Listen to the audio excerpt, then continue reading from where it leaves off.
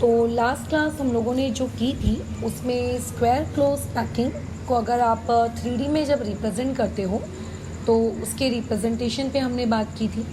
तो आज की क्लास में हम लोग हेक्सागोनल क्लोज पैकिंग को जब 3D में रिप्रेजेंट करते हैं तो द 3D रिप्रेजेंटेशन उस हेक्सागोनल क्लोज पैकिंग का कैसा दिखता है, हम लोग एक्चुअली इसके बारे में बात करने वाले हैं।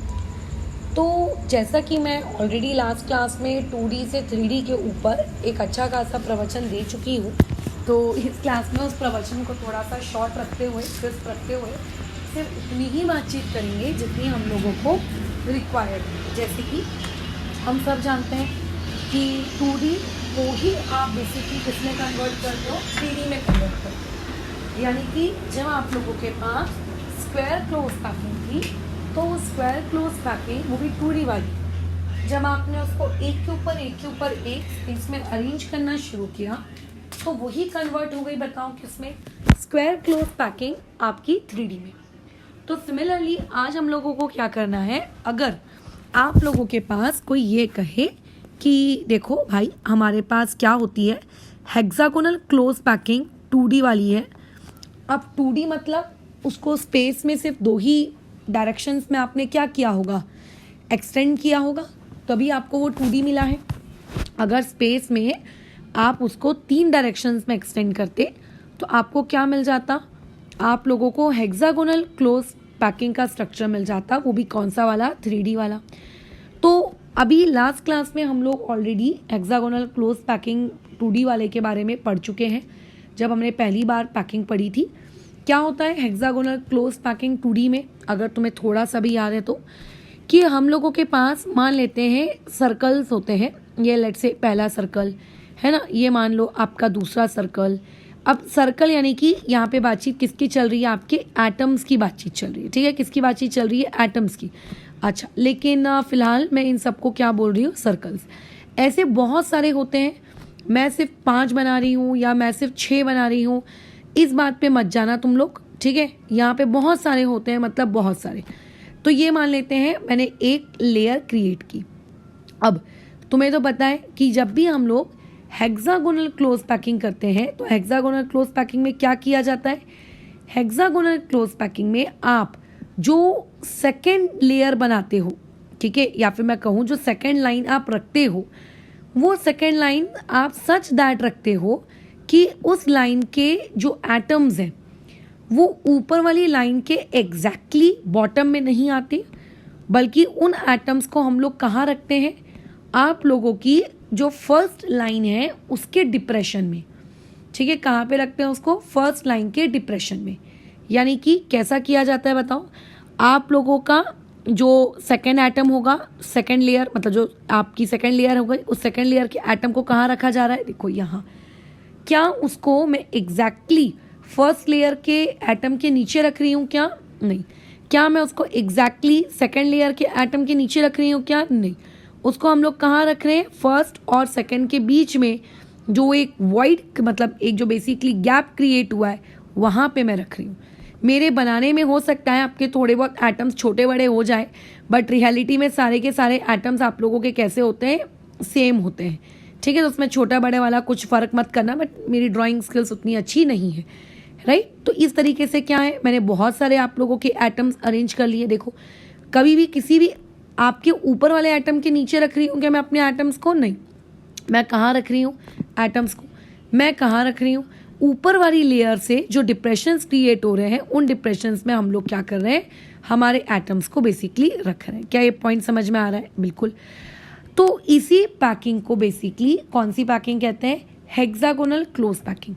ये हो जाती है आप लोगों की लेयर ए, ये हो जाती है लेयर बी, क्योंकि ये लेयर ए के जैसी नहीं है, राइट। अच्छा, और उसके बाद जब थर्ड लेयर लगाने की बारी आती है तो थर्ड लेयर में हम लोग क्या करते हैं, आप लोगों का अगेन उसको किसके जैसा बनाते हैं, फर्स्ट वाले के जैसा बनाते हैं। यानी कि फर्स्ट वाली में एटम कहाँ था, जहाँ था उसी के एग्जैक्टली नीचे रखते हैं, है ना, एग्जैक्टली उसी के कहाँ रख देते हैं, नीचे रख देते हैं। जैसे फर्स्ट वाली में अगर एटम यहाँ था तो देखो उसके थर्ड वाली लेयर का एटम भी उसके नीचे है, राइट। उसका सेकेंड लेयर से कोई वास्ता नहीं है। तो ऐसे करते करते मैंने क्या किए, आप लोगों की जो थर्ड लेयर है वो कैसे फॉर्म की, वो इस तरीके से हम लोगों ने थर्ड लेयर फॉर्म की कि आप लोगों के जितने भी एटम्स हैं वो सारे एटम्स आपकी फर्स्ट लेयर के एटम्स के साथ होने चाहिए, आने चाहिए, है ना, एक के नीचे एक आने चाहिए। किसके साथ आने चाहिए? फर्स्ट लेयर के साथ। ऑब्वियस है कि सेकंड लेयर के साथ तो मैच नहीं कर सकते वो, क्योंकि उनका अलग है ना पैटर्न, वो लोग डिप्रेशन में रखे गए और ये लोग डिप्रेशन में नहीं है। तो ये किसके साथ मैच कर रहे हैं? आप लोगों की ऊपर वाली लेयर के साथ मैच कर रहे हैं। और इसमें क्योंकि मैचिंग आपको किसके बीच में दिख रहा है? आप लोगों को मैचिंग देखने को मिल रहा है किसके बीच में? आपकी फर्स्ट लेयर के बीच में और किसके बीच में? थर्ड लेयर के बीच में। सो देयरफॉर इस पर्टिकुलर लेयर को भी हम लोग क्या नाम दे देते हैं? आप लोगों की कौन सी वाली लेयर? लेट्स से ये भी आप लोगों की कहलाएगी ए लेयर। तो इसीलिए इस पैकिंग को हम लोगों ने क्या नाम दिया था पुरानी क्लासेस में, जब हमने इसका 2D वर्जन पढ़ा था, इसको नाम दिया था ABA। याद आ रहा होगा, है ना? चलो आगे कंटिन्यू करते हैं। वैसे ही अब आप क्या करोगे? एक और ब्लू कलर की लेयर क्रिएट करोगे।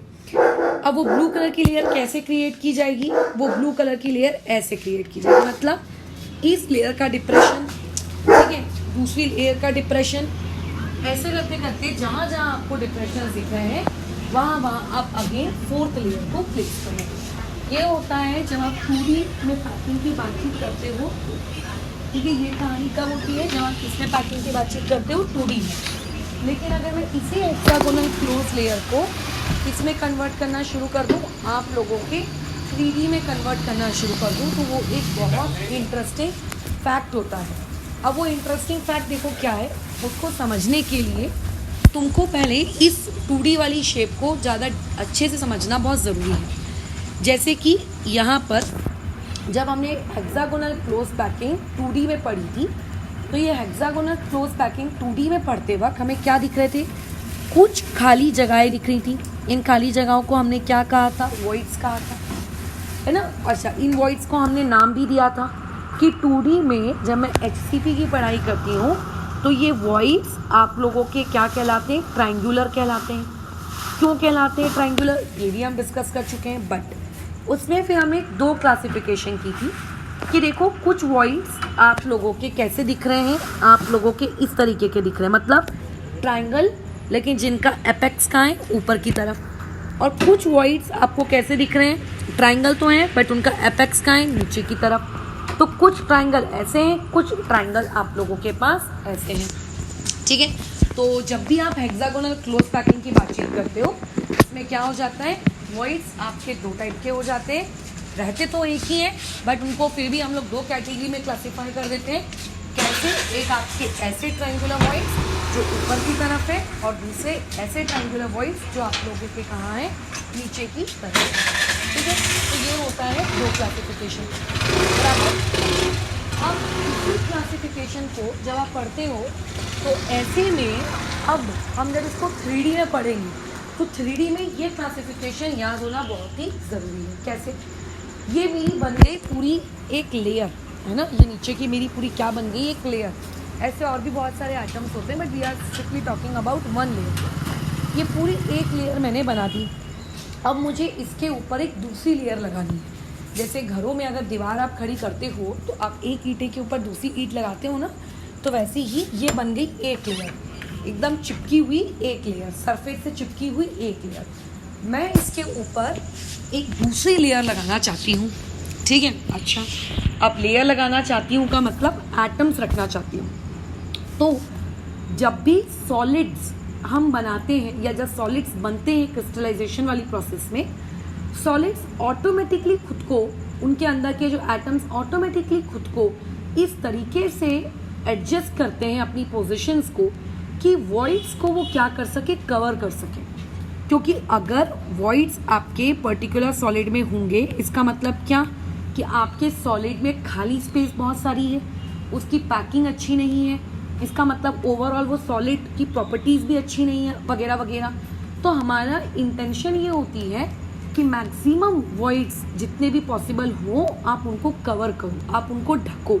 तो जब भी सॉलिड्स बनते हैं क्रिस्टलाइजेशन वाली प्रोसेस में, या लाइक से हम बनाते हैं, तो हमारा इंटेंशन क्या होता है कि एटम्स इस तरीके से अपने आप को वहाँ पर रखें, ठीक है, कि वॉइड्स कवर हो। तो अब ऐसे में मैं नए एटम्स को ला रही हूँ और नए आइटम्स को लाकर इनके ऊपर रख रही हूँ। जैसे तुमने एक ताश का बनाया होगा ना, क्या कहते हैं, महल।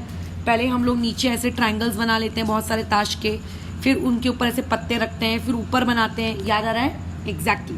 तो यहाँ पे भी ऐसे 2 सर्कल्स हैं, मैं ऊपर उनके एक रखना चाह रही हूँ। अब मैं इस ऊपर रखने वाली प्रोसेस को दिखा तो नहीं सकती, राइट, 2D में, क्योंकि ऊपर रखने वाली प्रोसेस मैं कैसे दिखाऊं, बट ये एटम इस तरीके से रखा जा रहा है कि अभी आप जहाँ बैठे हो ना, आपकी आंखों की तरफ ये आ रहा है, आपकी आंखों की तरफ ये आ रहा है, ठीक है, आपकी आंखों की तरफ ये आ रहा है, ठीक है। जैसे अगर मान लेते हैं 3 कटोरियाँ हैं, 3 कटोरियाँ ऐसे रखी हैं, घर में करके रखो, 3 कटोरियों को ऐसे रखो और इन 3 कटोरियों के ऊपर एक कटोरी को ऐसे रख दो। ये काम मुझे करना है। मुझे क्या करना है, जो सेकेंड लेयर बनानी है, उस सेकेंड लेयर में जो मुझे एटम्स रखने हैं, वो एटम्स किस तरीके से रखने हैं, इस तरीके से रखने हैं कि वो जो भी वॉइड्स आपको दिख रहे हैं, ठीक है, उन वॉइड्स को हम लोग क्या कर सके, ढक सके, उनको हम कवर कर सके।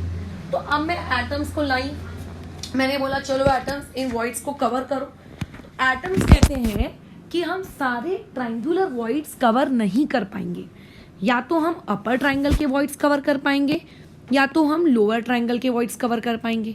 तो मैंने कहा चलो कोई बात नहीं, आप एक काम करो, अपर के तो कर दो, लोअर के बारे में हम बाद में देखते बैठेंगे कि क्या करना है ना, लोअर के बारे में बाद में सोचेंगे, पहले आप अपर वाला तो कर दो। उन्होंने बोला ठीक है, हम अभी भेजते हैं और अभी हम लोग अपर ट्रायंगल वालों को क्या कर देते हैं, कवर कर देते हैं। तो देखो एटम्स आना शुरू हुए।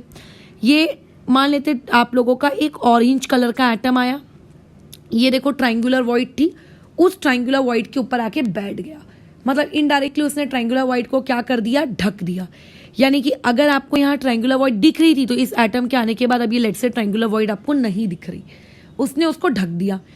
ऐसा एक और आपका ऑरेंज एटम आया, बाजू में देखो एक और आपका अपर ट्रायंगुलर है, वो आकर उसके ऊपर बैठ गया, लेकिन जब वो उसके ऊपर बैठा तो उसने उसकी वॉइड को भी क्या कर दिया, कवर कर दिया। ऐसे करते करते आप सेकेंड लेयर में क्या करते हो, एटम्स अरेंज करते हो। किस तरीके से एटम अरेंज करते हो, आपके तरीका क्या है आपके अरेंजमेंट करने का, कि जो भी नया एटम आ रहा है सेकेंड लेयर का, वो इस तरीके से आना चाहिए, ठीक है, कि फर्स्ट लेयर में जितने भी अपर ट्रायंगुलर वॉइड्स बने हैं वो कवर हो जाए, ठीक है, और जो लोअर ट्रायंगुलर वॉइड्स हैं वो अभी भी ओपन ही रहे, मतलब वो ढके नहीं है, वो खुले हुए हैं अभी भी, राइट, उसका ढक्कन नहीं लगाया गया उसको अभी भी, समझो। या फिर तुम ऐसा भी बोल सकते हो कि जो सेकेंड लेयर आ रही है उस सेकेंड लेयर के एटम्स को लोअर ट्रायंगुलर वॉइड्स के ऊपर रख दो और अपर ट्रायंगुलर वॉइड्स आपके ओपन है। ये होना ही है, एक क्लोज होगा तो दूसरे को ओपन होना ही है। अगर 50 अपर वाले हैं 50 लोअर वाले हैं तो 50 अपर वाले कवर हो जाएंगे और 50 लोअर वाले कवर नहीं होंगे। ये होता है सेकेंड लेयर के अरेंजमेंट का तरीका, ठीक है। आप लोगों की फर्स्ट लेयर जो मैंने बनाई, जो फर्स्ट लेयर पे हम लोगों की बातचीत हुई, ये फर्स्ट लेयर कैसे बनी, अकॉर्डिंग टू HCP। कौन सा वाला HCP, 2D वाला HCP।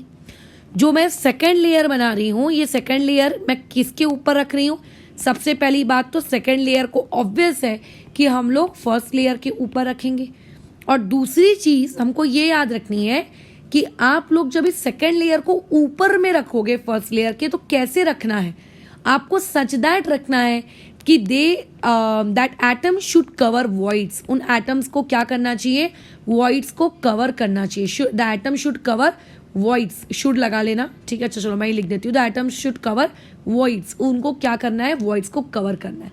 लेकिन इस कवरिंग वाली प्रोसेस में अगर आप ट्रायंगुलर वालों को, मतलब अपर ट्रायंगुलर वालों को लेट से आप क्या कर रहे हो, कवर कर रहे हो, तो आपके जितने भी फर्स्ट लेयर में अपर ट्रायंगुलर वॉइड्स होंगे, फर्स्ट लेयर के सारे अपर ट्रायंगुलर वॉइड्स बोलो क्या हो जाएंगे, मान लेते हैं कवर हो जाएंगे।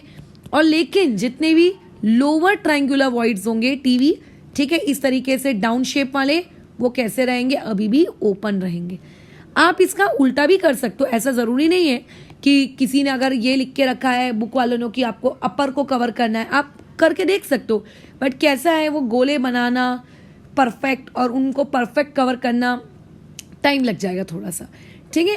अच्छा, या फिर एक ऑप्शन ये भी हो सकता है कि आप जितने भी अपर ट्रायंगुलर वॉइड्स से आप उनको ओपन रखते और जितने भी लोअर ट्रायंगुलर वॉइड्स से आप उनको क्या रखते, आपका कवर रखते, आपकी मर्जी। बट सेकेंड लेयर में जो भी एटम आएगा उनको इस दोनों ऑप्शन में से कोई एक ऑप्शन चूज करना होगा।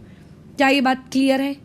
ठीक है, आ गई सेकंड लेयर। मान लेते हैं सेकंड लेयर ने ऑप्शन नंबर 1 को चूज किया, उसने सारे अपर वालों को क्लोज कर दिया और लोअर वाले बेचारे ओपन रह गए, है ना। दोनों क्लोज हो जाएं ये पॉसिबल नहीं है, ठीक है। आपके एक तो ओपन रहेंगे ही रहेंगे इस प्रोसेस के दौरान, क्योंकि मैं दिखाती हूँ अभी बनाकर, वो ऐसा होगा ही होगा। चलो, अब ये बन गई सेकंड लेयर। बट तुम एक बात बताओ, क्या सेकंड लेयर सिर्फ बना देने से क्या आपका ऑब्जेक्ट 3D में कन्वर्ट हो जाएगा? क्या नहीं, आपको और भी तो लेयर्स बनानी है। अब आपको बनानी है एक और लेयर। लेट्स से अब आपको बनानी है, बोलो कौन सी लेयर? अब आपको बनानी है थर्ड लेयर। अब सारा इंपॉर्टेंट गेम बस यहीं से शुरू होता है, थर्ड लेयर से। थर्ड लेयर आप कैसे रखते हो सेकेंड लेयर के ऊपर, ये सबसे इंपॉर्टेंट पैरामीटर होता है। बल्कि ये वो पैरामीटर है जो ये डिसाइड करेगा कि प्रोसेस जब बार बार ढेर सारी लेयर्स जब जम गई, ढेर सारी लेयर्स के जमने के बाद जो यूनिट सेल है वो यूनिट सेल आप लोगों का कैसा दिखेगा, ठीक है। वो यूनिट सेल कैसा दिखेगा ये आपकी थर्ड लेयर डिसाइड करेगी। सबसे इंपॉर्टेंट डिसाइडिंग फैक्टर बोलो कौन होता है? आप लोगों की थर्ड लेयर होती है। थर्ड लेयर को हम कैसे रखेंगे बताओ? थर्ड लेयर को कैसे रखेंगे? तो थर्ड लेयर को सेकेंड लेयर के ऊपर रखना है। पहली बात तो एक बात ये याद रखना, अबोव फर्स्ट लेयर नहीं, अबोव सेकेंड लेयर।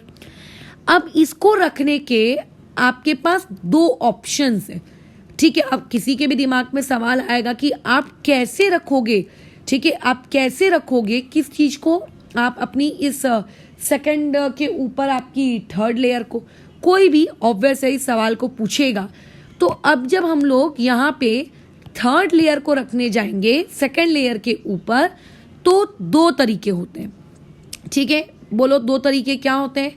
पहला तरीका होता है कि जो अबो स्टेप में खाली छूट गए, ठीक है, जो ऊपर वाली स्टेप में इन अबो स्टेप, ठीक है, जो वॉइड्स खाली छूट गए, ठीक है, जो वॉइड्स ओपन रह गए, खाली नहीं बोलना चाहिए, ओपन रह गए, उन सारे वॉइड्स को कवर कर दो।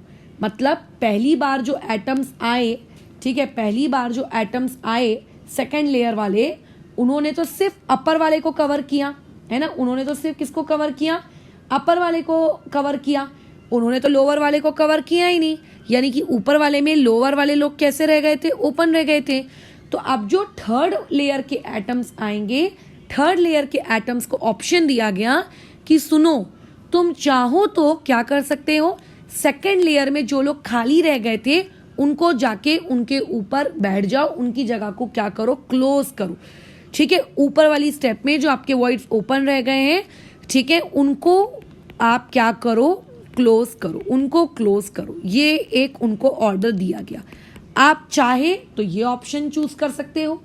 अच्छा, दूसरा ऑप्शन उनको एक और दिया गया, बोलो क्या, कि आप एक काम करो, ये सब नौटंकी में मत पड़ो कि वॉइड्स को क्लोज करना है, ये करना है, जो खाली रह गए उनका क्या, ये क्या, वो क्या, मत पड़ो, फालतू की टेंशन मत लो, ठीक है। उन्होंने क्या बोला बराबर, उन्होंने क्या बोला कि ये सब फालतू की टेंशन मत लो, ठीक है, ये सब फालतू की टेंशन आप मत लो, ठीक है, आपको ये सब टेंशन लेने की जरूरत नहीं है, बराबर, ये आपको फालतू की टेंशन लेने की जरूरत नहीं है।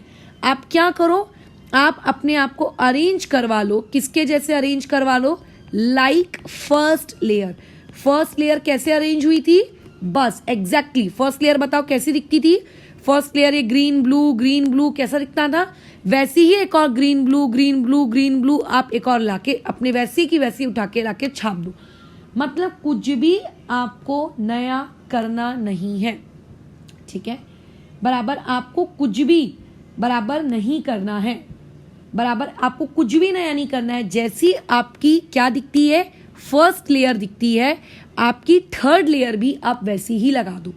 तो फर्स्ट लेयर अगर ए के जैसी दिखती है ना, हमने नाम दिया है फर्स्ट लेयर को, हमने क्या नाम दिया कि तुम लोगों को हम नाम दे देते ए। और क्योंकि हमारी सेकेंड लेयर जो थी वो फर्स्ट वाले के जैसी नहीं दिखती थी, तो उसको हमने क्या नाम दिया, बी। अब हम जो थर्ड लेयर आ रही है, उस थर्ड लेयर को क्या कह रहे हैं कि थर्ड लेयर तुम टेंशन मत लो, तुम कैसे खुद को अरेंज कर लो, जैसा ए है आप खुद को वैसा ही कर लो, ठीक है, आप खुद को वैसा ही बना लो, यानी कि आप खुद को क्या कर लो, ए बना लो, ए के जैसा। फिर जो फोर्थ लेयर आएगी, वो फोर्थ लेयर बताओ खुद को किसके जैसा बनाएगी, वो खुद को बी के जैसा बनाएगी। फिर जो फिफ्थ लेयर आएगी वो खुद को कैसा बनाएगी, ए के जैसा बनाएगी। यानी कि इनडायरेक्टली 3D में ये कैसा अरेंजमेंट हो रहा है, A B A B A B A B A B type का अरेंजमेंट। मतलब first layer second layer first layer second layer first layer second layer first layer second layer, repeat repeat repeat repeat repeat, है ना। आप मान लेते कोई burger खा रहे हो, एक चीज की लेयर है मान के चलते हैं, और दूसरा आपकी आलू टिक्की है, तो आलू टिक्की चीज, फिर आलू टिक्की फिर चीज, फिर आलू टिक्की फिर चीज, ऐसा। सिर्फ आपको दो ही वहां पे क्या मिल रही हैं, चीजें मिल रही है, एक मिल रही है आलू टिक्की और दूसरी मिल रही है चीज, एक मिल रही है आलू टिक्की और दूसरी मिल रही है बोलो चीज, यानी कि ए बी। और एक ऑप्शन आपको जो फर्स्ट ऑप्शन दिया गया था, बोलो वो ऑप्शन नंबर 1 क्या था, ऑप्शन नंबर 1 ये भी था कि जैसी आपकी फर्स्ट लेयर है, फर्स्ट लेयर को हमने क्या नाम दिया, ए। आपके पास सेकेंड लेयर भी है, सेकेंड लेयर को नाम दे दो बी। अब लेकिन जो थर्ड लेयर आएगी, थर्ड लेयर तुम बी के जैसे मत होना, ना ही तुम ए के जैसे होना, तुम अपनी ही अलग दुनिया के जैसे रहो। यानी कि वो खुद को कैसे बना लेती है, एकदम अलग, सी के जैसे, उसका अपना खुद का है, बोलो क्या, सी के जैसे, ठीक है, क्या है, सी के जैसी, अपनी खुद की वो अलग टाइप की लेयर है, क्योंकि वो किसी को कॉपी नहीं कर रही है, वो क्या कर रही है, अपना वॉइड्स कवर कर रही है, वो क्या कर रही है, वॉइड्स कवर कर रही है, वो क्या कर रही है, वो वॉइड्स कवर कर रही है ना, वो किसी को कॉपी पेस्ट नहीं कर रही है, वो क्या कर रही है, वॉइड्स कवर कर रही है। जो वॉइड छूट गए थे, ठीक है, जो वॉइड्स क्या हो गए थे, छूट गए थे, वो उन बेसिकली उन वॉइड्स को बोलो वो क्या कर रही है, कवर करने का काम कर रही है ना, वो कवर करने का काम कर रही है, वो ए के जैसी थोड़ी ना है, रिपीट तो ना कर रही है। फिर अच्छा, लेकिन अब जो फोर्थ लेयर आएगी वो किसके जैसी होगी, क्या वो भी अलग होगी, क्या नहीं, क्योंकि अब तो सारे वॉइड्स भर गए, पहली सेकंड स्टेप में आधे वॉइड्स भर गए थे, अब आपकी इस वाली स्टेप में और वॉइड्स भर गए, यानी कि बेसिकली सारे वॉइड्स भर गए, तो फोर्थ लेयर अगेन ए के जैसी हो जाएगी, फिफ्थ लेयर अगेन बी के जैसी हो जाएगी, सिक्स्थ लेयर अगेन सी के जैसी हो जाएगी, सेवेंथ लेयर अगेन ए के जैसी, एट लेयर अगेन बी के जैसी, और नाइन्थ लेयर अगेन सी के जैसी। यानी कि एक पैटर्न यहाँ पे आपको कैसा वाला दिख रहा है, यहाँ पे आपको पैटर्न दिख रहा है A B C A B C A B C. क्या ये बात समझ में आ रही है? तो जब हम लोग हेक्सागोनल क्लोज पैकिंग 3D में करते हैं, तो आपके 3D में करने के टोटल कितने स्टेप्स होते हैं? टोटल स्टेप्स होते हैं 3। पहले या तो आप उसको, मतलब पहली स्टेप क्या, पहले तो आप उसको 2D के जैसे आप बनाते थे, पहले आप उतना बना लो, जिसको हम लोग कहते हैं आप लोगों का डिप्रेशन में रखना। उस फर्स्ट लेयर को जब आप बनाओगे तो आपके पास क्या क्रिएट होते हैं, आप लोगों के पास क्या क्रिएट होता है, ट्रायंगुलर वॉइड्स। ठीक है, क्या क्रिएट होते हैं, ट्रायंगुलर वॉइड्स, अपर लोअर दोनों वाले। उसके बाद आपसे क्या कहा जा रहा है कि आप एक काम करो, सेकेंड लेयर लेकर आओ। बट सेकेंड लेयर कैसे लेकर आना, सेकेंड लेयर आप इस तरीके से लेकर आना कि फर्स्ट लेयर के ऊपर रखी जाएगी। पॉइंट नंबर 2, इस तरीके से लेकर आना कि एटम्स उस वॉइड को कवर करने चाहिए। बट सेकेंड लेयर के एटम बोलते हैं देखो हम सारे वॉइड्स कवर नहीं कर पाएंगे। ठीक है, सेकेंड लेयर वाले लोग क्या बोलते हैं, देखो मैं क्या नहीं कर, एक मिनट चलो छोड़ो बाद में पढ़ेंगे। क्या कहते हैं आपके सेकेंड लेयर वाले लोग कि मैं सारे वॉइड्स कवर नहीं कर पाऊंगी। तो हमने बोला ठीक है, तुम एक काम करो, कम से कम अपर वाले को तो कवर करो। बोलती है अच्छा ठीक है मैं कर लेती हूँ अपर वाले को कवर। तो ऐसे में उसने जितने भी अपर वाले थे सबको कवर कर लिया, बट लोअर मतलब जो नीचे की तरफ ट्रायंगल वाले थे वो तो बेचारे बच गए। फिर इन बचे हुए लोग वैसे के वैसे ही पड़े हुए हैं, अरे यार हमको किसी ने कवर नहीं किया, फिर क्या होता है, फिर आती है थर्ड लेयर। थर्ड लेयर को कहाँ आना है, ऑब्वियस है सेकेंड लेयर के ऊपर आना है। ठीक है, सेकेंड लेयर के ऊपर आना है, बट सेकेंड लेयर के ऊपर आने वाली थर्ड लेयर को कहा जाता है कि देखो देखो थर्ड लेयर, तुम्हारे पास दो ऑप्शंस हैं, तुम अपने आप को जैसा चाहो वैसा बना सकती हो, कोई कंपल्शन नहीं है।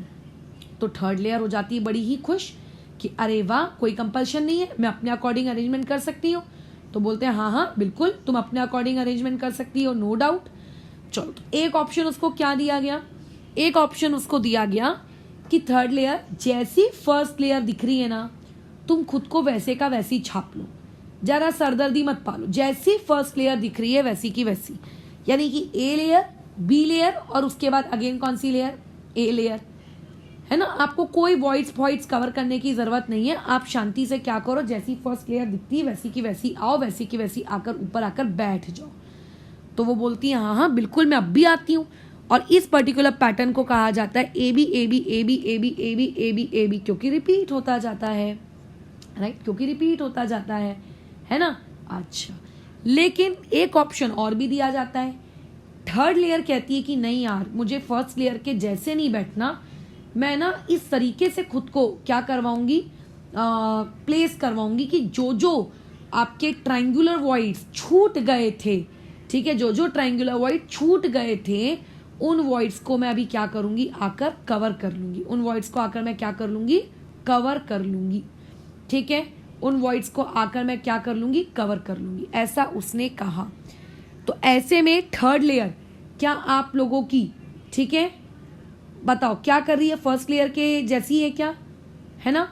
नहीं, फर्स्ट लेयर के जैसी नहीं है, वो तो अपने आप में डिफरेंट है, इसीलिए इसको हम लोग कहते हैं सी। और इस पैटर्न को जब बार बार रिपीट किया जाता है, ठीक है, तब ऐसे केस में आप लोगों को क्या मिलता है, तब ऐसे वाले केस में आप लोगों को ABC ABC ABC ABC type का पैटर्न मिलता है।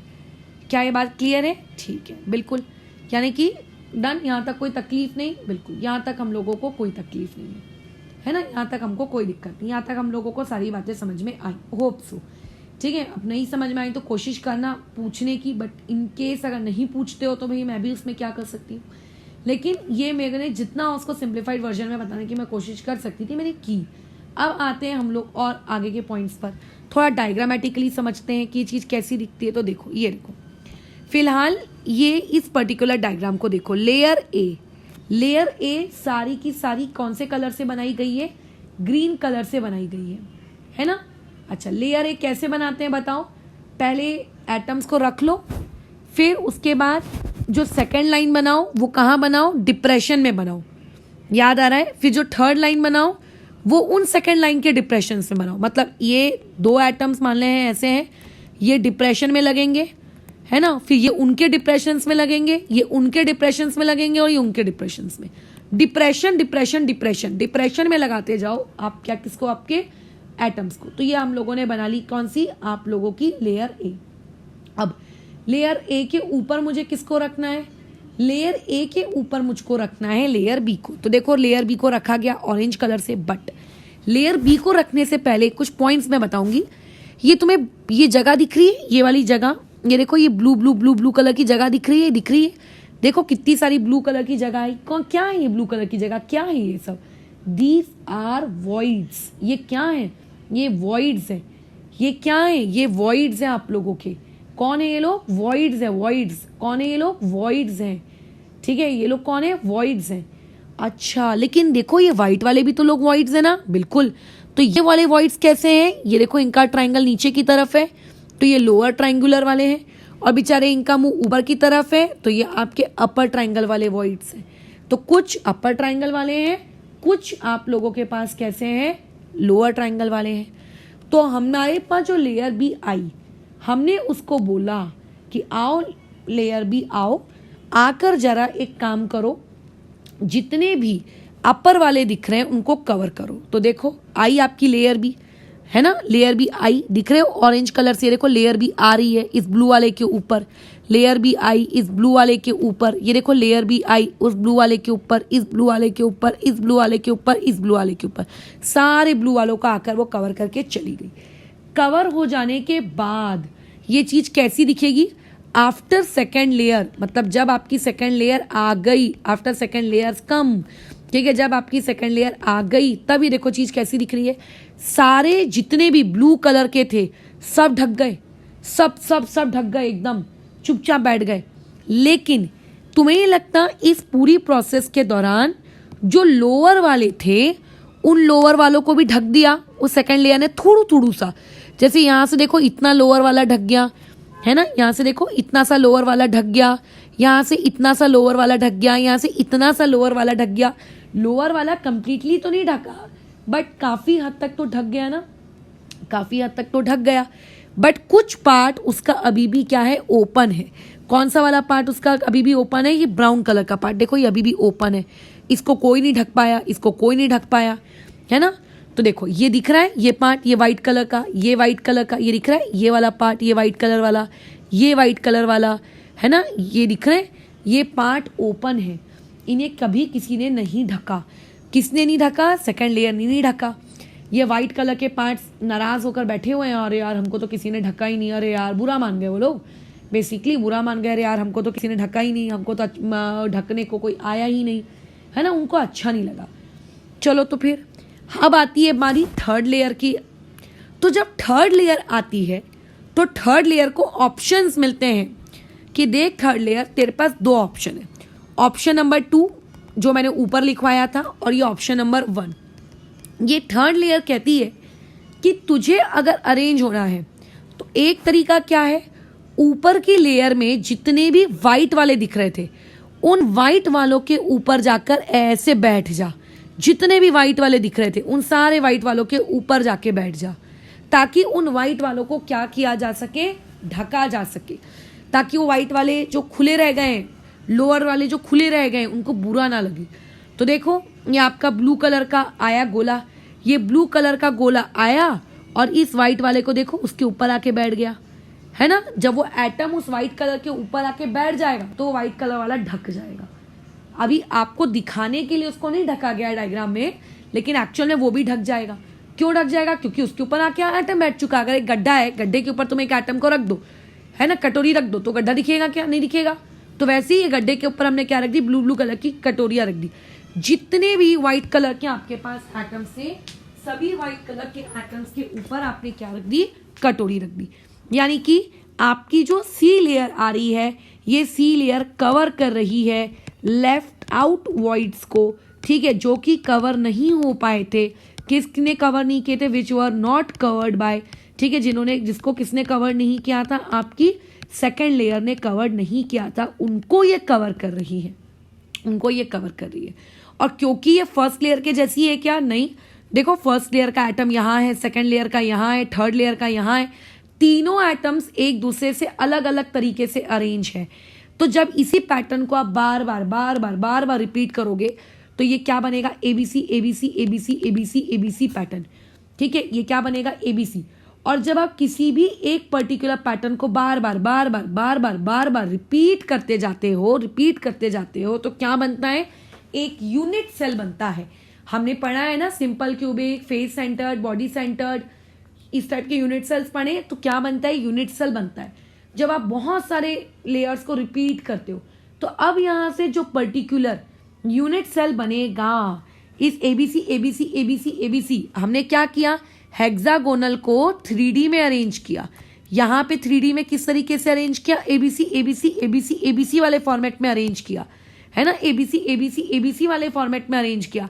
और जब किसी भी हेक्सागोनल के 2D को जब कन्वर्ट किया जाता है हेक्सागोनल के 3D में, सच दैट कि वो ABC ABC ABC pattern follow करता है, तो उस पैटर्न के फॉलो होने के बाद जो आपको एक बड़ा सा क्रिस्टल स्ट्रक्चर दिखता है, वो क्रिस्टल स्ट्रक्चर होता है एफसीसी।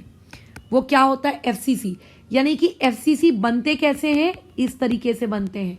अब ये तुम लोग अच्छे से जानते हो कि एफसीसी क्या होता है, इसीलिए मैं इस टॉपिक को आखिरी में पढ़ाती हूँ ताकि एक स्टूडेंट को मैक्सिमम जानकारियाँ हो। नहीं तो अगर इस टॉपिक को स्टार्टिंग में पढ़ा दिया जाए तो ना तो आपको वॉइड्स के बारे में कुछ पता होगा, ना आपको पैकिंग इफिशिएंसी के बारे में पता होगा, ना आपको इस तरीके से एफसीसी वगैरह के बारे में पता होगा। इसीलिए मैं इस टॉपिक को सबसे आखिरी में पढ़ाती हूँ, ठीक है। ये होते हैं आपके एफसीसी।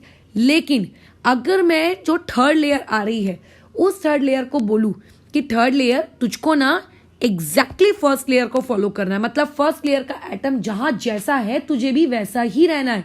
नो अपना दिमाग, जैसे तुम्हें कैसा बोला जाता है अपना दिमाग लगाना ही नहीं, जैसा सिखाया जो बोला चुपचाप कर लो, तो वैसे ही मैंने थर्ड लेयर को कहा तुम अपना दिमाग बिल्कुल नहीं लगाना, जैसी फर्स्ट लेयर है वहां पे जाओ और जाके तुम भी चुपचाप बैठ जाओ।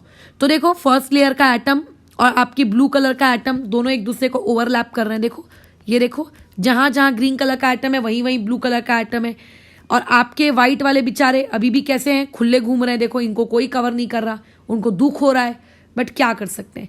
तो इस तरीके से अब आपकी जो थर्ड लेयर है वो अलग नहीं है, बल्कि वो फर्स्ट लेयर के जैसी है। तो ये जो पैटर्न है, ये पर्टिकुलर पैटर्न क्या है, ये जब हम हेक्सागोनल 2D वाले को कन्वर्ट कर रहे थे हेक्सागोनल 3D वाले में, और जब हमने A B A B A B A B A B A B pattern किया, बार बार बार बार बार बार बार बार रिपीट किया, तो हम लोगों को कुछ तो मिला होगा। इस कुछ तो को हम कहते हैं HCP। ठीक है, इसी कुछ तो को हम लोग क्या कहते हैं, HCP यूनिट सेल। ठीक है, इसी को हम लोग क्या कहते हैं, HCP यूनिट सेल। इसे क्या कहते हैं, HCP यूनिट सेल, और इसको क्या कहते हैं, FCC यूनिट सेल। ठीक है, वैसे तो HCP आपके सिलेबस में नहीं है, हमने तो बोर्ड्स के सिलेबस में 3 ही प्रकार के यूनिट सेल पढ़े हैं, सिंपल क्यूबिक, BCC, FCC और काफी हद तक एंड सेंटर्ड। HCP तो है ही नहीं। बट क्या तुम्हें क्लियर है कि HCP कहते किसको है? क्या तुम्हें अब क्लियर है FCC कहते किसको है ना, यानी कि FCC बना कैसे, क्लियर है वाली चीज। जब आप हेक्सागोनल को रिपीट करते गए ABC वाले पैटर्न में, तब उससे जो बनकर आया वो हेक्सागोनल हुआ। अभी तक तो तुमको ये अच्छे से पता था कि आपका FCC क्या होता है, कि सारे एटम्स आप लोगों के कॉर्नर में है, प्लस फेजेस में भी हैं। बट इसके अलावा जो एक सबसे इंपॉर्टेंट जानकारी, ये बनता कैसे है, ये हम लोगों को पता चल चुका है ना, ये हम लोगों को पता चल चुका है। ठीक है, बाकी तो तुम FCC के बारे में सब कुछ जानते ही हो, ठीक है। तो इस तरीके से 3D में आप क्या करते हो, HCP को अरेंज करते हो। फर्स्ट लेयर तक कोई दिक्कत नहीं आती, सेकेंड लेयर तक कोई दिक्कत नहीं आती, बट जैसे ही थर्ड लेयर लगाई जाती है तो थर्ड लेयर को लगाने के 2 तरीके हो जाते हैं, और उन्हीं 2 तरीकों की वजह से वहां पे 2 क्लासिफिकेशन हो जाते हैं।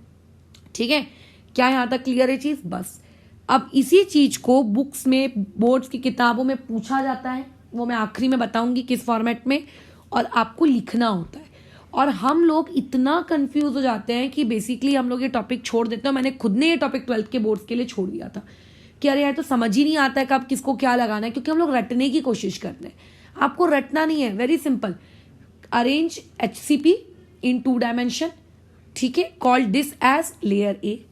Point number 2, in first layer there are triangular voids, some are upper triangular voids, some are lower triangular voids, बराबर। Point number 3, place layer number 2 above layer number 1 such that they will cover all above upper triangular voids but lower triangular voids will be remain open, है ना, up to some extent। फिर उसके बाद point number 3, now we have to keep third layer above the second layer such that there are 2 possibilities.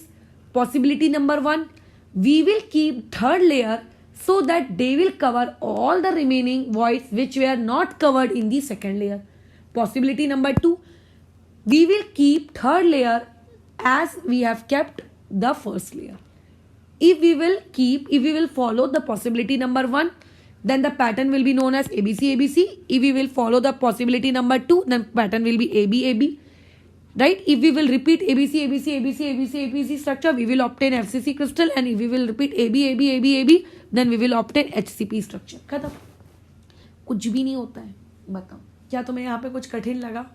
कुछ भी कठिन नहीं। लेकिन अगर तुम बुक की लैंग्वेज में जाओगे, अगर तुम डाइजेस्ट की लैंग्वेज में जाओगे, या किसी भी स्टैंडर्ड किताब की लैंग्वेज में जाओगे, तो ये चीजें खून चूसने वाली होती है। नहीं समझ में आता है कि आखिर हो क्या रहा है। तो इस आंसर को तुम अपनी लैंग्वेज में लिखोगे, जैसा कि अभी बताया गया उसी तरीके। 6 पॉइंट 7 पॉइंट आंसर खत्म, फुल मार्क्स। हाँ, अब डायग्राम बनाने की बात आती है, तो डायग्राम कैसे बनाए, ये जिस तरीके से आपको डायग्राम बना के दिए गए हैं ना, एग्जैक्टली ऐसे ही। ठीक है, अगर बना सके तो, नहीं बना सके तो फिर भैया क्या कर सकते हैं। चलो अब आगे आ जाओ नेक्स्ट पॉइंट में। तो मैंने जैसे कि बताया, एक FCC बनेगा और एक HCP बनेगा, है ना। FCC में बोलो क्या हो रहा है, ABC वाला पैटर्न, और HCP में क्या हो रहा है, ए बी वाला पैटर्न है ना। ओके, अब FCC में ध्यान से सुनो, ध्यान से, यहां से हम लोग एक बहुत इंपॉर्टेंट चीज सीखने वाले हैं, क्योंकि आज की क्लास में FCC में अगर तुम ऑब्जर्व करोगे तो आपको नीचे क्या दिख रहे हैं, 3 एटम्स दिख रहे हैं। अच्छा, फिर उसके बाद क्या हो रहा है, फर्स्ट लेयर में देखो 3 एटम्स, रुको मैं ऐसे दिखाती हूँ। देखो ये फर्स्ट लेयर है, ये देखो फर्स्ट लेयर के 3 एटम्स, ये ग्रीन वाले एटम्स, इन पे अपनी पूरी आंखें एकदम जमा कर रखो। ये 3 एटम्स फर्स्ट लेयर के। उसके बाद क्या होता है, उस फर्स्ट लेयर के ऊपर हम लोग एक ये ब्राउन कलर का क्या कर रहे हैं, एक रेड कलर का क्या कर रहे हैं, एक और एटम लगाते हैं। फिर आप क्या करते हो, थर्ड लेयर लगाते हो। क्यों लगाते हो थर्ड लेयर, ताकि जो ये व्हाइट कलर का गैप छूट गया है, इस व्हाइट कलर के गैप को क्या किया जा सके, कवर अप किया जा सके। क्या किया जा सके, कवर अप किया जा सके। यानी कि नीचे की लेयर में जो ट्रायंगुलर वॉइड बना था, उस ट्रायंगुलर वॉइड को ये वाला एटम, इस तरीके से रखने वाला एटम कवर नहीं कर पाया, है ना, उसको कवर नहीं कर पाया। कुछ लोगों को कवर नहीं कर पाया। तो जिन लोगों को वो कवर नहीं कर पाया, उन लोगों को कवर करने के लिए बोलो क्या तरीका सूझा, तुम लोगों ने क्या सोचा, उनको कैसे कवर करोगे। तो उनको कवर करने के लिए हमने क्या किया, क्योंकि वो तो कवर नहीं कर पा रहा है ना, वो तो कवर नहीं कर पाया उस वाले जगह को, है ना। तो हमने क्या सोचा कि चलो थर्ड लेयर को बुलाते हैं।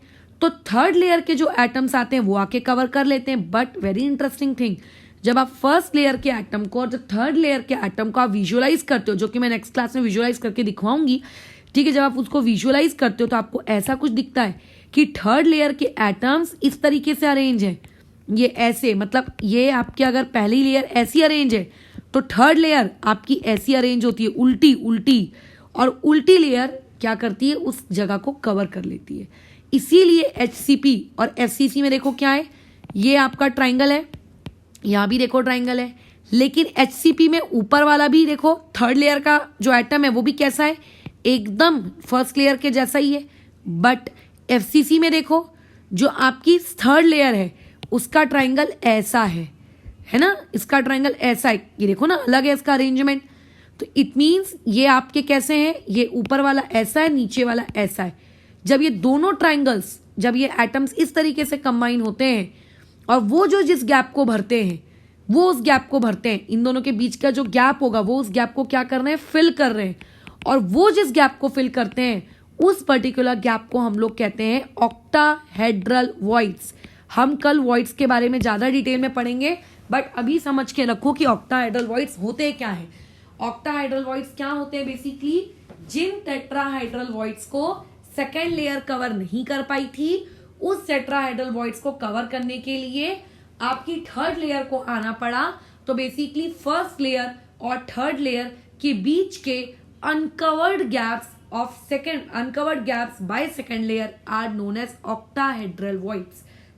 ठीक है, यानी कि ऊपर 3 एटम, नीचे 3 एटम, उन दोनों 3 एटम्स के बीच की जगह, ऊपर के 3 एटम्स की वजह से एक ट्रायंगल, नीचे 3 एटम्स की वजह से एक ट्रायंगल, और उन दोनों ट्रायंगल्स के बीच की जगह, खाली जगह is known as octahedral void.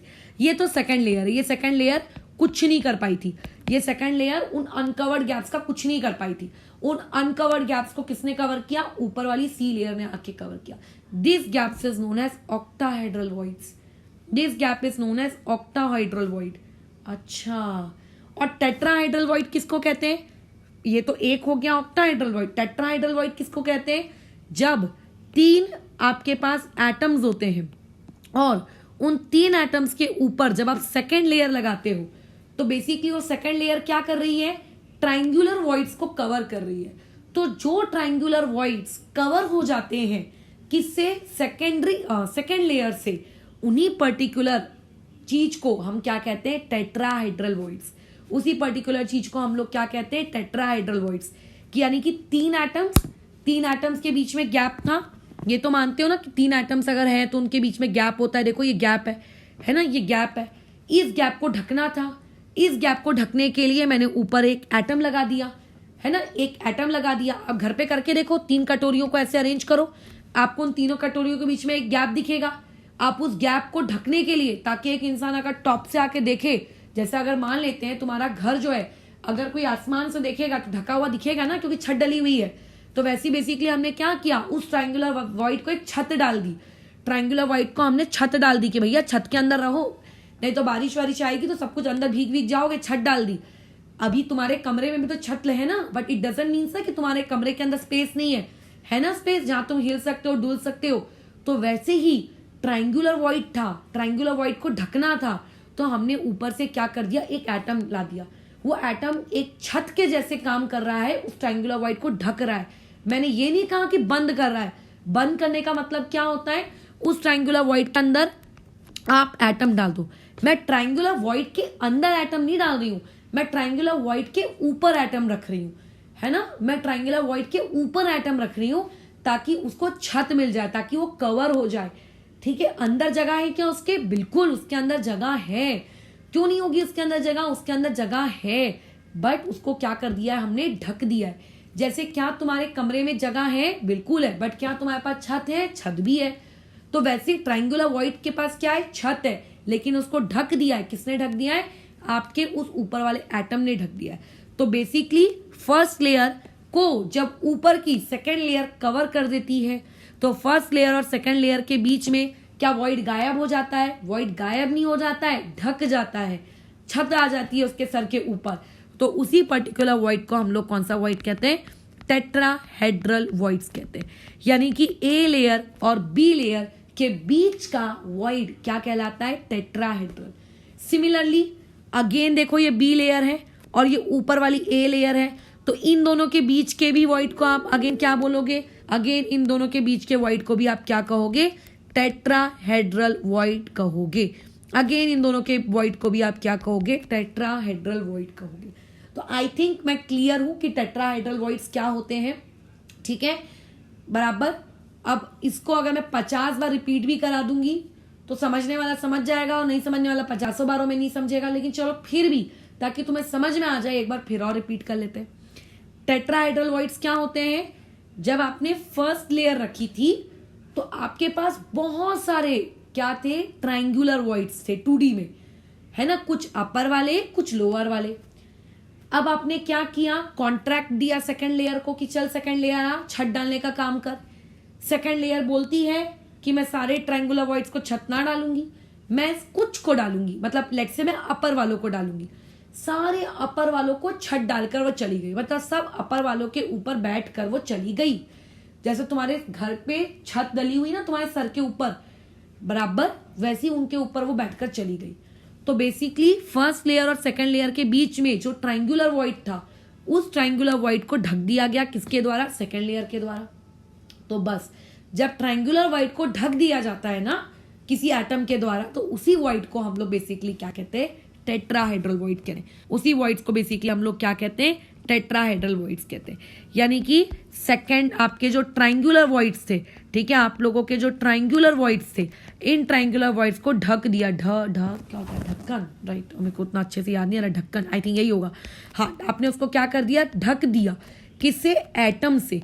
तो जब आप ट्रायंगुलर वॉइड को ढक देते हो एटम से, तो उसी पर्टिकुलर चीज को हम लोग क्या कहते हैं, टेट्राहेड्रल वॉइड। और ये टेट्राहेड्रल वॉइड कब बनती है, आपकी लेयर ए के बीच में और लेयर बी के बीच में। क्या ये बात समझ में आ रही है? अच्छा, लेकिन मैंने जैसे कि तुमको बताया कि आपने तो कॉन्ट्रैक्ट दिया था, सेकेंडरी लेयर आई भी, उसने कुछ लोगों को ढका भी, बट कुछ लोगों को उसने ढकने से मना कर दिया, बोल दी बेशर्मों के जैसे कि मैं नहीं ढकूंगी, जा जो करना है कर ले। तो कुछ ट्रायंगुलर वॉइड्स आपके बच गए थे बेचारे, ठीक है, जिनको नहीं ढका था। किसने नहीं ढका था, सेकंड लेयर के एटम ने मना कर दिया था, नहीं ढक दिया, नहीं ढका उनको, वो बेचारे अभी भी बिना छत के पड़े हुए हैं।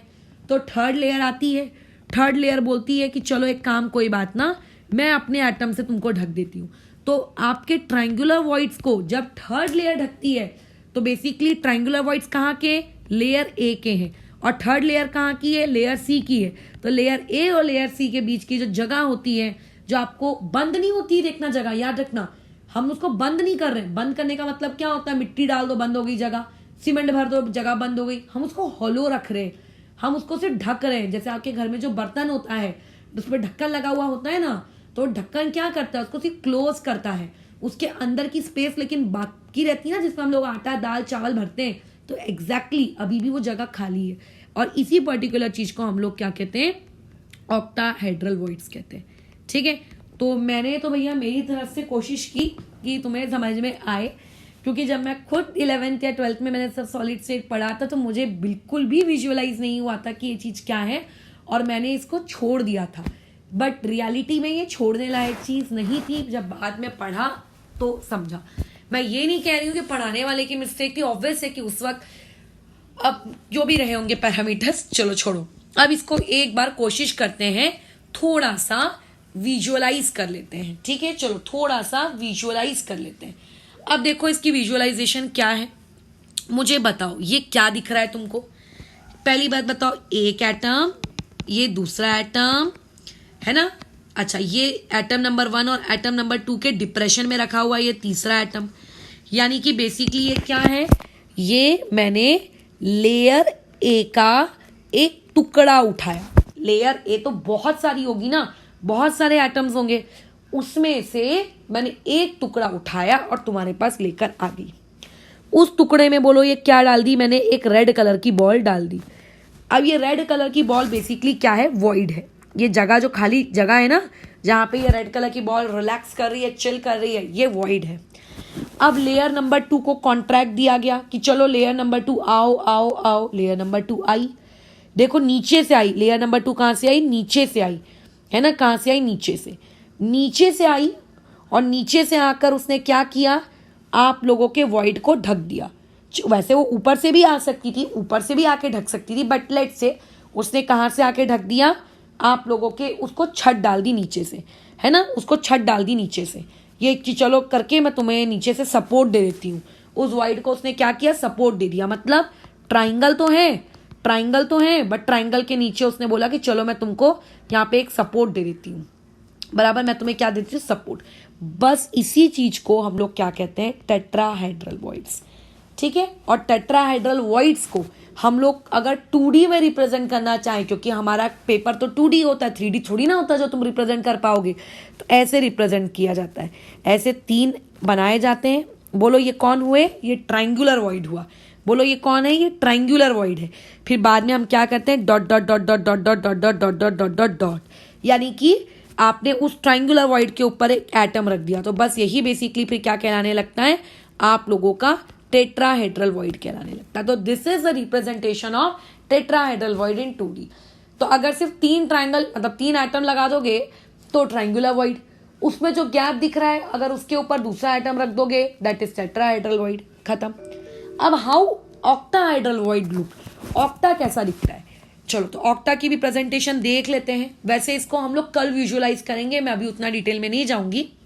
ऐसा कि आपकी जो लेयर नंबर 1 थी, उस लेयर नंबर 1 के गैप को आपका लेयर नंबर 2 नहीं भर पाई, तो ऊपर से लेयर नंबर 3 को आना पड़ा। कौन सी शेप की लेयर नंबर 3, चेक करो। लेयर नंबर 3 कौन से शेप की है, ट्राइंगल शेप की है। देखो ट्राइंगल शेप की है ना। और जो नीचे की लेयर है वो कैसी शेप की है, वो भी आपकी ट्राइंगल शेप की है, ऐसी। और उन दोनों के बीच का जो गैप है, this is known as what, octahedral void. तो ऑक्टाहेड्रल वॉइड को बुक्स में कैसे रिप्रेजेंट किया जाता है 2D में, कुछ इस तरीके से। ये टेट्राहेड्रल वॉइड्स का रिप्रेजेंटेशन है, जो पेपर में पूछा जा सकता है कि स्केच टेट्राहेड्रल वॉइड। और ये किसका रिप्रेजेंटेशन है, ऑक्टाहेड्रल वॉइड का। ब्लैक वाले किसको इंडिकेट कर रहे हैं, लेट्स से लोअर लेयर को, लोअर लेयर यानी कि ए लेयर को। और ये जो ऑरेंज कलर से बने हैं ये किसको इंडिकेट कर रहे हैं, सी लेयर को। अगर लेयर ए के एटम्स ऐसे हैं तो लेयर बी के एटम्स कैसे होंगे, उल्टे, यानी कि ऐसे। लेयर सी के एटम, सॉरी। ठीक है, फिर जब अब इन दोनों लेयर्स को आप एक के ऊपर एक रखोगे, जैसे इस लेयर को उठा के इस लेयर के ऊपर रखोगे, ये ऐसे, तो इनके बीच में जो चीज बनेगी उस पर्टिकुलर चीज को बेसिकली हम लोग क्या कहेंगे, आप लोगों का क्या कहेंगे, आप लोगों का ऑक्टाहेड्रल वॉइड्स। ठीक है, तो ये कहानी थी टेट्रा और ऑक्टा की। अब इन्हें ऑक्टा क्यों कहते हैं, इन्हें टेट्रा क्यों कहते हैं, ये मैं कल बताऊंगी। ठीक है, जब हम लोग स्पेसिफिकली टॉपिक पढ़ेंगे वॉइड्स वाला। अभी मैंने जो टॉपिक पढ़ाया था वो था पैकिंग। मेरा एम था तुमको पैकिंग सिखाना, बट क्योंकि इस पैकिंग में वॉइड्स क्रिएट हो रहे थे इसलिए मैंने वॉइड्स भी सिखा दिए। ठीक है, बट अब हम कल की क्लास में स्पेसिफिकली पढ़ेंगे वॉइड्स। और जो ज़्यादा लंबा नहीं, इतना ही शॉर्ट वीडियो होगा, मतलब इतना तो नहीं, इससे कम शॉर्ट वीडियो होगा, जिसमें इस चैप्टर के सारे वॉइड्स हम बेसिकली पढ़ेंगे, सारे वॉइड्स। मतलब कल की क्लास में कोई स्पेसिफिकली ऑक्टा क्या होता है, टेट्रा क्या होता है, वो नहीं सिखाने वाली हूँ, क्योंकि आज मैं सिखा चुकी हूँ।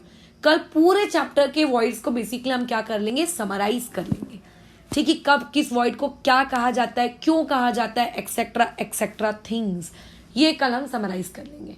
ठीक है, अब एक सबसे इंपॉर्टेंट चीज जिसका फॉर्मूला हम लोग हमेशा अपनी टेक्स्ट बुक में रटते आते हैं, अगर आप अपनी टेक्स्ट बुक को ओपन करोगे, ठीक है, तो उन टेक्स्ट बुक्स में आपको एक फॉर्मूला मिलेगा कि अगर आपको एक पर्टिकुलर क्रिस्टल दिया है, उस क्रिस्टल के अंदर बहुत सारे यूनिट सेल्स होंगे, उन सारे यूनिट सेल्स के अंदर बहुत सारे वॉइड्स होंगे, कुछ बहुत सारे ऑक्टा होंगे, बहुत सारे टेट्रा होंगे, मानते हो ना? तो टोटल टेट्राहेड्रल वॉइड्स कितने हैं और टोटल ऑक्टाहेड्रल वॉइड्स कितने हैं, ये पूछा जाता है। तो उसके फॉर्मूले पे हम कल बात करेंगे, बट एक इंपॉर्टेंट चीज सुनो।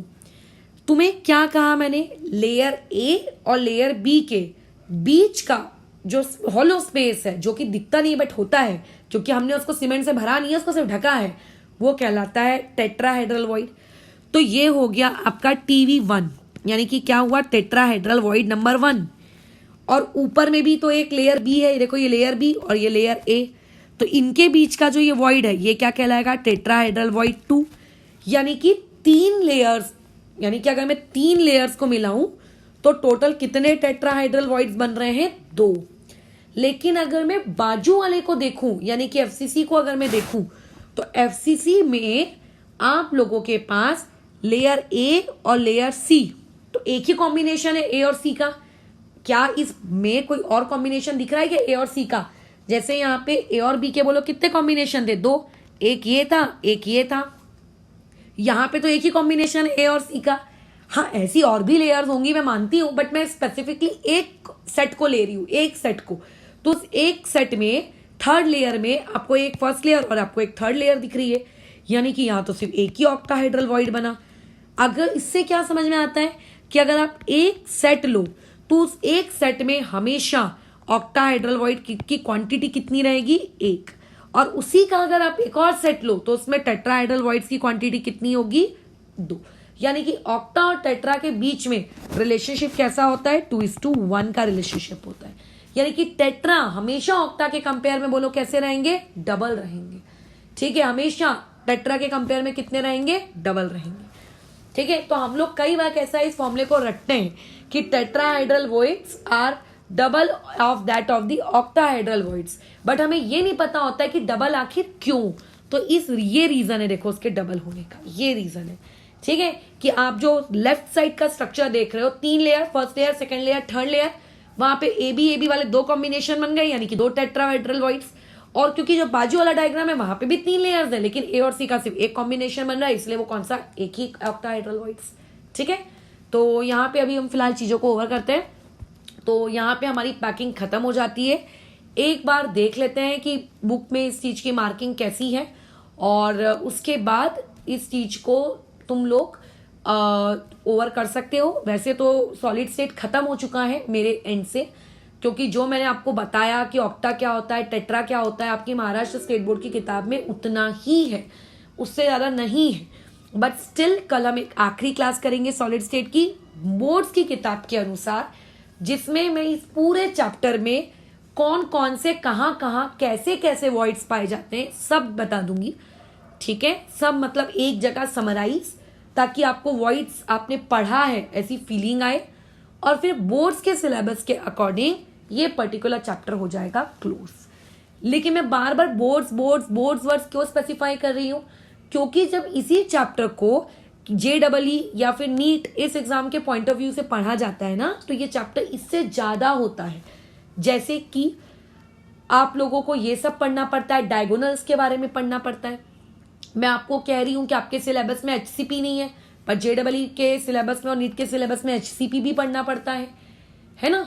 आपको ये भी पढ़ना पड़ता है कि टेट्राहेड्रल वॉइड्स आपके सेंटर से कितना दूर है, आपके एज से कितना दूर है, एक्सेट्रा एक्सेट्रा। लोकेशंस पढ़नी पड़ती हैं ऑक्टा और टेट्राहेड्रल वॉइड्स की, ये पढ़ना पड़ता है।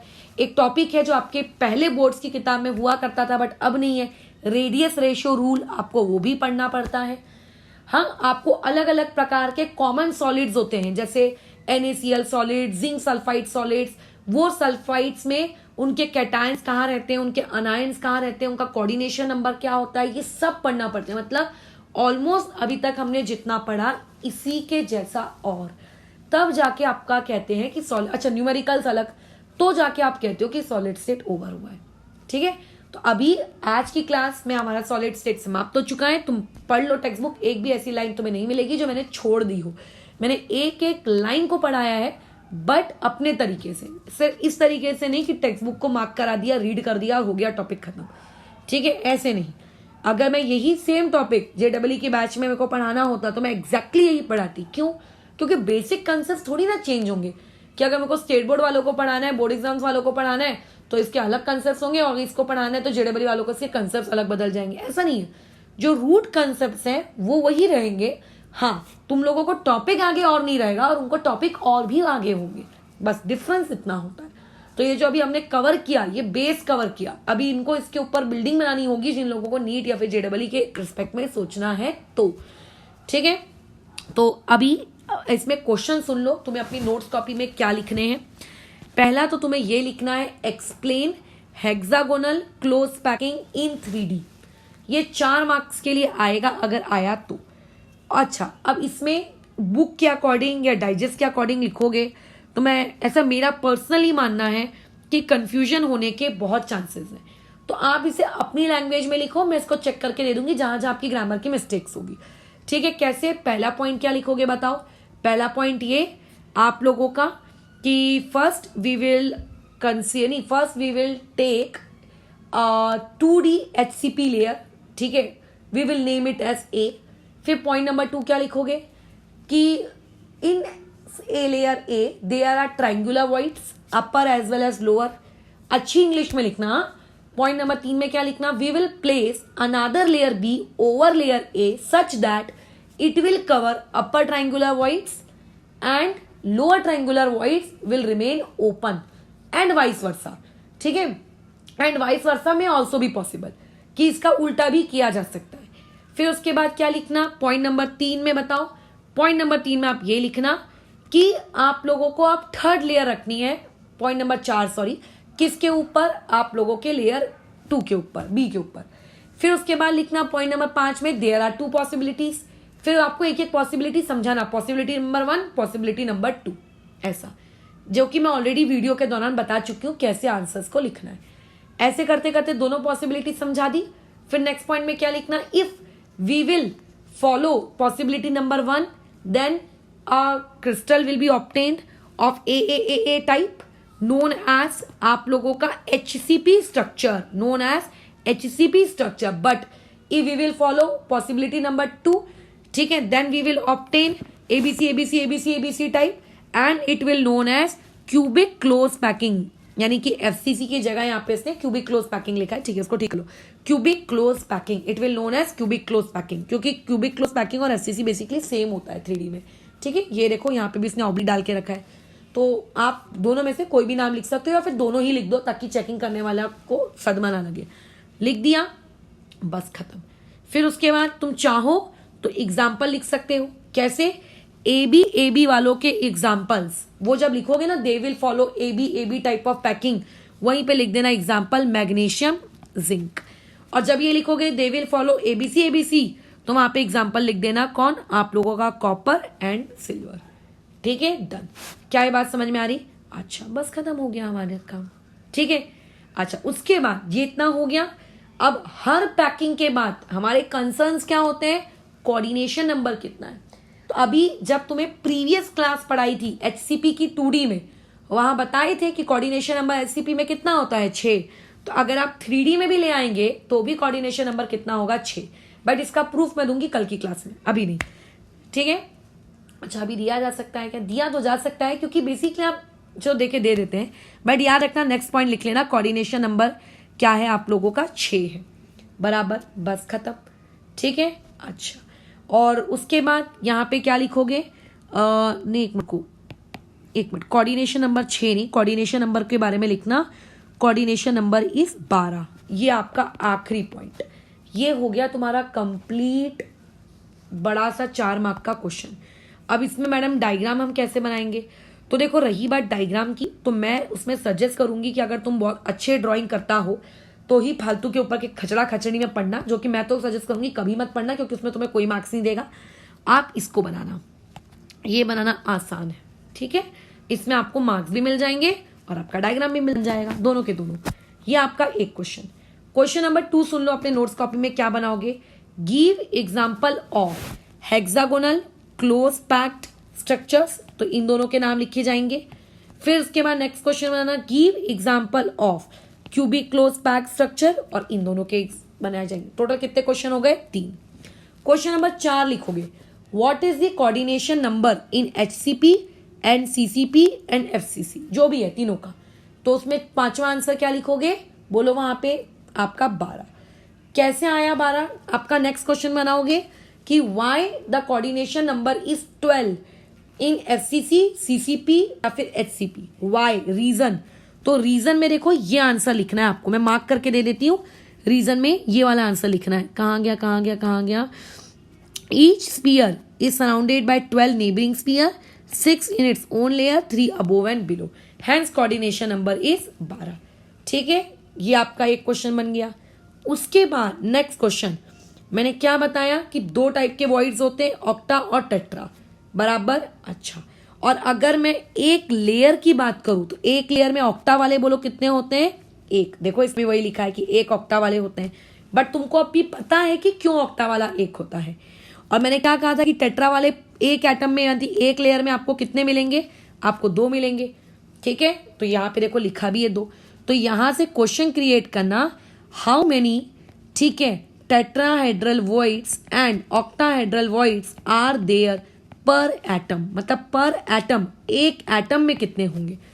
ठीक है, बराबर। एक एटम में टेट्रा वाले 2 और ऑक्टा वाला 1, बराबर। अच्छा, अब बात आती है टेट्राहाइड्रल। नेक्स्ट क्वेश्चन पेपर में पूछा जा सकता है कि टेट्राहाइड्रल वॉइड्स को और ऑक्टाहाइड्रल वॉइड्स को स्केच करो, ड्रॉ करो। तो अगर स्केचिंग बोली जाए तो ये स्केच करना है आपको। देखो ये टेट्रा की स्केचिंग, ये ऑक्टा की स्केचिंग, तो ये स्केचिंग भी आपको अपने नोट्स कॉपी में इंक्लूड करनी है। उसके बाद नेक्स्ट क्वेश्चन आपको पूछा जाएगा कि what is the formula of, ठीक है, आप लोगों का octahedral voids and tetrahedral voids. तो फॉर्मूला क्या लिखेंगे? ऑक्टाहाइड्रल वॉइड का फॉर्मूला n और टेट्राहाइड्रल वॉइड्स का फॉर्मूला 2n। अभी टेट्रा के आगे 2 क्यों आया ये तो जानते हो ना, एक एटम के लिए 2 होता है। तो अगर आपके पास ऐसे n नंबर ऑफ एटम्स है, n पार्टिकल्स है, तो उसके लिए कितना होगा? 2n ही तो होगा। डबल, जैसे एक नटराज पेंसिल 2 रुपए की आती है तो 50 नटराज पेंसिल कितने की आएगी? 2 × 50। तो अगर एक एटम के लिए ऑक्टाहाइड्रल वॉइड्स 1 होता है, तो अगर आपके पास ऐसे 50,000 एटम्स आ जाए तो उनके लिए भी ऑक्टाहाइड्रल वॉइड्स कितना होगा? 50,000, है ना। और टेट्रा कितना होता है? एक एटम में डबल हो जाता है, तो 50,000 में क्या हो जाएगा? 1,00,000 हो जाएगा, डबल। तो इसीलिए 2n। तो ये तुम लोगों की आज की क्लास के नोट्स हैं। आज का तुम्हारे पास पूरा दिन है, अच्छे से मतलब कल का दिन भी है ऑब्वियस है, कि रिवाइज करो, देखो क्या कहीं टेक्स्ट बुक में कोई ऐसा पॉइंट रह गया है क्या जो मेरे से छूट गया है पढ़ाना। वैसे तो मैंने ध्यान दिया है, बट स्टिल अगर छूट गया है तो मुझे बताना। अगर छूट गया होगा तो मैं उसको समझा दूंगी। हाँ, न्यूमेरिकल्स मैंने पेंडिंग रखे हैं ऑब्वियस है, ठीक है। बाकी जहाँ तक मेरा अंदाजा, मैंने एक एक लाइन इसकी लेके पढ़ाई है ताकि तुम लोगों को कोई दिक्कत ना हो, ठीक है। ये देखो यहाँ पे बुक में स्केचिंग भी दी हुई है टेट्रा की, ऑक्टा की। और स्केचिंग अगर करने को आए तो आपको ये स्केच करने के अलावा आपको ये भी बनाना है, ये टेट्राहाइड्रॉन बनाना है और ऑक्टाहाइड्रॉन। वैसे स्केचिंग के साथ नहीं, इसको क्वेश्चन अलग बना लेना, डॉट टेट्राहाइड्रॉन एंड ड्रॉ ऑक्टाहाइड्रॉन, ठीक है। ये ऐसा, बराबर, ये आपका ऐसा है, बराबर है। अच्छा, अब सुनो, पेपर में ना एक चीज और आ सकती है, explain AB hexagonal close packing in 3D। मतलब उसको आपकी 3D की पूरी पैकिंग नहीं जाननी है HCP की, उसको HCP में सिर्फ AB जाननी है। तो फर्स्ट ये लिखोगे नोट्स कॉपी में, तो फर्स्ट पॉइंट जो हम लिखने वाले थे फर्स्ट लेयर का वो तो वही रहेगा। सेकंड पॉइंट ट्रायंगुलर वॉइड्स का वो भी वही रहेगा। थर्ड पॉइंट सेकंड लेयर वाला वो भी वही रहेगा। फोर्थ पॉइंट में हम लोग बताने वाले थे कि 2 पॉसिबिलिटीज होती हैं। अब आप पॉसिबिलिटीज के बारे में नहीं बताएंगे, आप डायरेक्ट लिखेंगे क्योंकि उसने डायरेक्ट पूछा है एबी के बारे में। तो एबी में क्या होता है, थर्ड लेयर फर्स्ट लेयर के जैसी होती है, डायरेक्ट लिखना। If we want HCP structure in 3D like AB we have to place third layer like the first layer. बस ये बनाना अपना चौथा पॉइंट। और उसके बाद पांचवें पॉइंट में अपना क्या बनाना, डायग्राम बना देना, आंसर खत्म। ठीक है, खत्म। और उसके बाद अगर वो तुमसे ये पूछता है एबीसी तो पहला पॉइंट, दूसरा पॉइंट, तीसरा पॉइंट सही रहेगा, सेम रहेगा, बट चौथे पॉइंट में आपको क्या करना है, चौथे पॉइंट में आप लोगों को पॉसिबिलिटीज के बारे में डिस्कस नहीं करना है। चौथी थर्ड लेयर कैसी रखी जाएगी, सच दैट रखी जाएगी कि वो बच्चे कुछ वॉइड्स को कवर कर रही है। बस उतना लिखना है, डायग्राम बनाना है, खत्म। तो अगर नहीं बताता है कि एबी पूछ रहा है कि एबीसी पूछ रहा है HCP में, तो आपको क्या करने का है, आपको पूरा लिखना है आंसर। बट अगर उसने मेंशन कर दिया तो आपको लिखना है। तो ये भी आप अपनी नोट्स कॉपी में इंक्लूड करोगे। अब एक बार हम चीजों को रिकॉल कर लेते हैं कि हमने पैकिंग में अभी तक क्या पढ़ा, और इस क्लास को भी रोकते हैं जल्दी से। पैकिंग दो टाइप, मतलब 3 टाइप की होती है। 1D में होती है, 2D में होती है, 3D में होती है। 1D का कोई क्लासिफिकेशन नहीं पढ़ा था, यहाँ पे कोऑर्डिनेशन नंबर 2 था। 2D में 2 होती है आप लोगों की पैकिंग, एक स्क्वायर क्लोज पैकिंग होती है, एक हेक्सागोनल क्लोज पैकिंग होती है। स्क्वायर क्लोज पैकिंग में कोऑर्डिनेशन नंबर 4 होता है, हेक्सागोनल में कोऑर्डिनेशन नंबर 6 होता है। जो 3D वाले होते हैं उसमें हम इसी स्क्वायर क्लोज पैकिंग को किस में कन्वर्ट कर देते हैं, 3D में कन्वर्ट कर देते हैं। और जब 3D में कन्वर्ट करते हो तो भैया वो भी एबी ही कहलाता है। और HCP को भी हम 3D में कन्वर्ट कर देते हैं, बट वहां पे 3D में कन्वर्ट करने के अगेन इसके 2 तरीके होते हैं। अगर आपने एबी को फॉलो किया तो वो नॉर्मल HCP ही कहलाता है, बट अगर आपने एबीसी को फॉलो किया तो फिर वो CCP या फिर SCC कहलाता है। ये थी इसकी समरी। ठीक है, अच्छा दूसरी बात, यहाँ पे कोऑर्डिनेशन नंबर 12 क्यों होता है, तो इस डायग्राम को देखो, आप इस एटम को देखो, इस एटम को उसके आजू बाजू के और कितने एटम्स टच कर रहे हैं, 1 2 3 4 5 6। ऊपर से कितने लोग टच कर रहे हैं, 3। नीचे से कितने लोग टच कर रहे हैं, 3। इसीलिए कोऑर्डिनेशन नंबर कितना हो गया, 6। ये तो सिर्फ एक पर्टिकुलर लेयर को दिखाया गया, ऐसे तो उसमें और भी बहुत सारे होंगे ना। हर एटम को और 12 लोग टच करते हैं, इसलिए इनमें कोऑर्डिनेशन नंबर कितना होता है, 12। ठीक है, तो यहाँ पे आप जब 1D की बात करते हो तो कोऑर्डिनेशन नंबर 2। जब आप 2D में स्क्वायर क्लोज पैकिंग की बात करते हो तो कोऑर्डिनेशन नंबर 4। जब आप 2D में HCP की बात करते हो तो कोऑर्डिनेशन नंबर 6। जब आप 3D में स्क्वायर क्लोज पैकिंग की बात करते हो तो बताओ, उसे मैंने कोऑर्डिनेशन नंबर कितना बताए थे, वहां पे कोऑर्डिनेशन नंबर हो जाता है 6। जब आप HCP में 3D में बात करते हो, वो भी चाहे आप एबी के लिए बात करो या चाहे एबीसी के लिए, कोऑर्डिनेशन नंबर बोलो कितना, 12। ये सारे कोऑर्डिनेशन नंबर याद होने, ये चार्ट अपनी कॉपी में बना के रखना, ताकि फ्यूचर में जब तुम्हें कोऑर्डिनेशन नंबर पेपर के लिए रिवाइज करना हो तो गधे के जैसे नोट्स के पन्ने ना पलटने पड़ रहे हो, तब मिलता नहीं है कोऑर्डिनेशन नंबर कहाँ लिखा था। कम से कम चार्ट रहेगा तो फट रिवाइज कर सकोगे और MCQ में मार्क कर सकोगे। ठीक है, ओके, तो अब इसको यहाँ रोकते हैं, कल हम लोग वॉइड्स वाला पार्ट करेंगे, फिर ऑफिशियली बोर्ड्स वाला पार्ट खत्म हो जाएगा। लेकिन इस वीडियो को देखने के बाद बुक को रीड मारो, मुझे बताओ कि अगर कोई ऐसा पैराग्राफ या कोई लाइन ऐसी छूट गई है जो मैंने नहीं समझाई है, तो कल उसको वॉइड्स वाले के साथ ही मैं उसको भी कवर कर लूँगी।